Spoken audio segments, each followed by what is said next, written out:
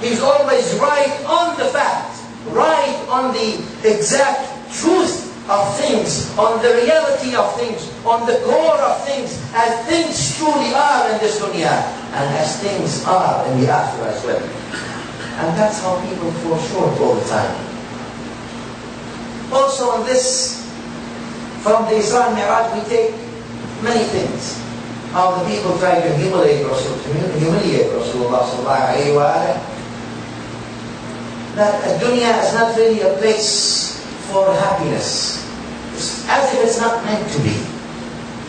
As if it is your life on the dunya is always challenged by something that happens. SubhanAllah. It is not a place of istiqrar per se. Istiqrar means settling. Allah mentions about the sun and the moon. المستقر to Allah. The settling is there. يا أيتها النفس المطمئنة ارجعي. Go back. So as if the settling is not here and the settling is there. And therefore the Surah Al-Majid gives us this reminder that no matter how things go well for you, لا تأسوا على ما فاتكم وَلَا تَفْرَحُوا بِمَا آتَاكُمْ. Don't be sad on things that you don't have, but don't be overwhelmed and overjoyed with what you have. What does that mean? People disobey Allah. They wake up the next day, Allah still gives them. They are fooled, thinking they got away with the sin, thinking they got away with Allah Subhanahu Wa Ta'ala, thinking now that it's forgotten and forgiven without them doing the proper steps for that. No. لا تفرحوا بما آتاكم. Quran mentions don't be happy, don't be overjoyed by what you have, thinking what you have will last, or thinking what you have, even if it's in apparent form, is good, that it really is good. No, be careful. The same way, don't be sad on that which you do not have, for maybe it is not good for you to have. Notice Al-Quran puts a balance in our lives. As if this dunya is like this. SubhanAllah. It comes and goes, and the settling for it doesn't happen. Abu al-Baqar Randi, al-Andalusi, Sha'ir, the poet, he used to say among his nice poetry, he says, لِكُلِّ شَيْءٍ إِذَا مَا تَمَّ نُقْصَانُ فَلَا يُغَرَّ بِطِيبِ الْعَيْشِ إِنسَانُ. Anything that is almost near to completion suddenly stops, suddenly goes down. Anything when the plan is almost there, now everything is perfect. Now I'm going to buy the house. Now I'm going to have a car. Now all of a sudden something happens. All of a sudden something goes wrong. لِكُلِّ شَيْءٍ تَمَّ نُقْصَانُ فَلَا يُغَرَّ بِطِيبِ الْعَيْشِ إِنسَانُ. He says, no human should be fooled by things that are going their way, because just when you think they are, they will change. For this is how life is. If anything is consistent about life, it is change itself. هي الأمور كما شاهدتها دول من سره زمن ساءته أزمان. He says, this is how things are. If you are pleased with 1 year, you will have many years where you are displeased. Don't bend on the dunya. يعني as if the Isra and Mi'raj wants to tell us something. إِنَّ مَعَ الْعُسْرِ يُسْرًا. Don't rely on the creation of Allah, but rely on Allah Subhanahu Wa Ta'ala. For relying on the creation is always variable and brings you variable results. لكن relying on the Creator will always bring you consistent results. أقول قولي هذا وأستغفر.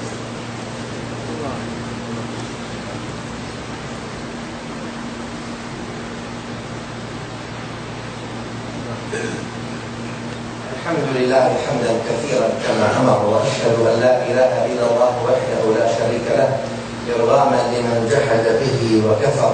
أشهد أن سيدنا محمدا صلى الله عليه وعلى آله وسلم الشفيع المشفع في المحشر.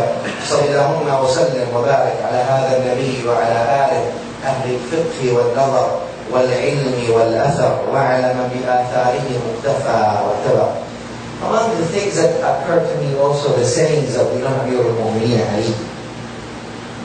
It's a very nice line of quote where he says, إنما الدنيا فناء ليس في الدنيا ثبوت إنما الدنيا كبيت نسجته العنكبوت فلذا يكفيك منها أيها الطالب قوت ولعمري عن قريبك كل من فيها يموت.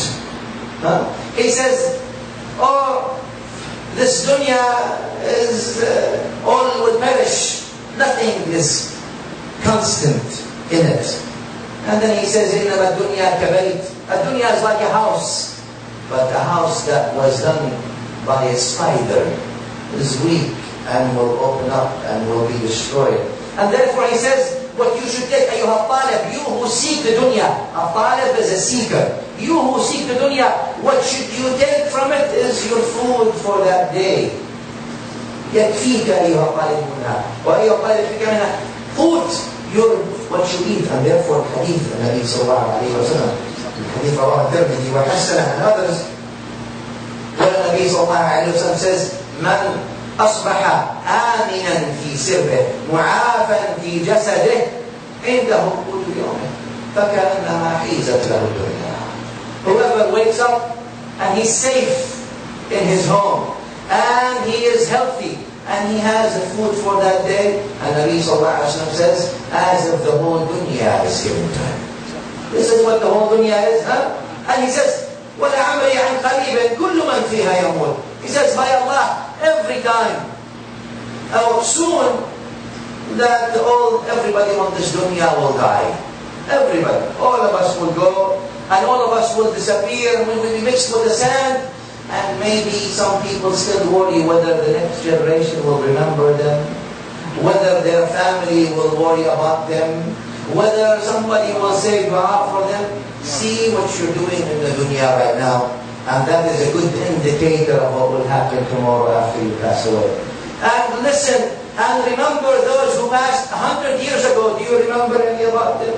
Do you know their names? Do you know their families? Do you know their hopes and dreams? Do you know their thinkings and thoughts and plans? Whatever happened to them?